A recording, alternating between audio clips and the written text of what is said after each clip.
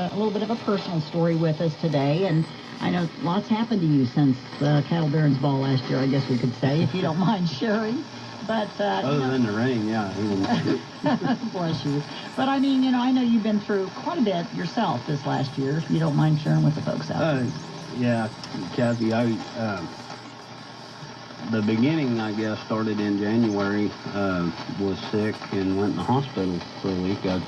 I was told I was sick. I didn't think I was that sick, but out of that came a diagnosis through the Cancer Center of Kansas. I had a blood cancer called multiple myeloma, and I had never heard of that. You hear of leukemia and lymphoma and various and sundry blood cancers, but I never heard of this one.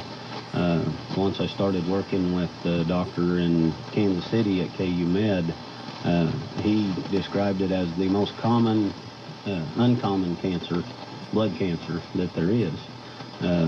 One of the benefits, I guess, to that particular diagnosis is the fact that so many people have this, and they've been able to do a lot of research and really advance their treatment therapies in the past 10 to 15 years, especially in the last 20 years.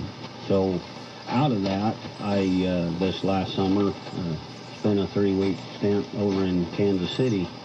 Went through a stem cell transplant, autologous stem cell transplant, meaning that they got to use my own stem cells and stuff.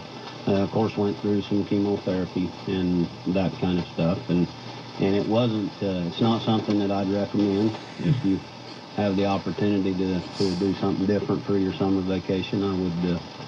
I would recommend that, but this year, that was what was on the slate. So yeah, you have a sense of humor. I mean, really, that's amazing. And of course, I shared with you, I was diagnosed last year with a very rare form, adenoid cystic carcinoma, which I knew nothing about. And just like you said, you'd never hear of these things.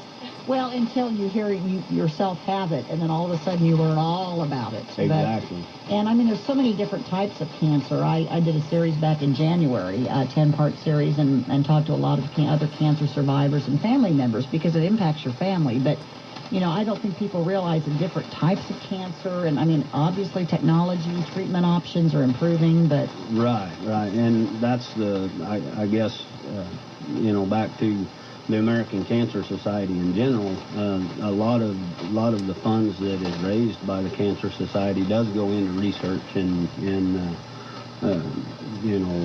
different clinical trials and stuff, I guess, are funded by the Cancer Society, and they cover everything.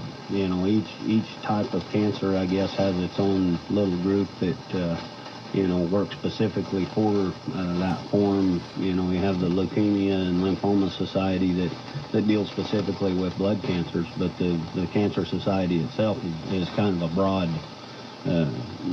broad scope in terms of where their research dollars and stuff. Well, and to throw out another statistic that I came across when I was doing my series, they say 1 out of 3 women, so you gals are off the hook because there's 3 of us here, and and 1 in 2 men.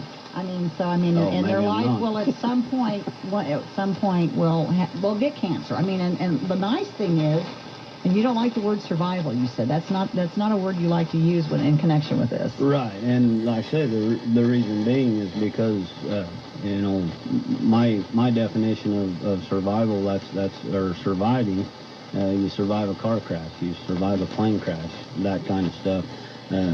Cancer, you get that, you kind of get in front of it, but you live with it for the rest of your life.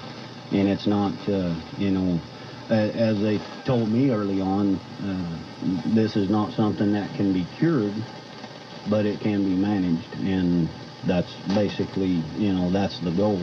And I guess in order to be a cancer survivor, I would have to say that, yeah, I had it, but now I don't. And true. And it's always kind of there at the back of your mind. Now, I know, and also in my research, there's some types of cancer that generally, if you get it that first time, you can maybe relax a little bit, but it's always there. In my particular case, it tends to recur. So they'll always be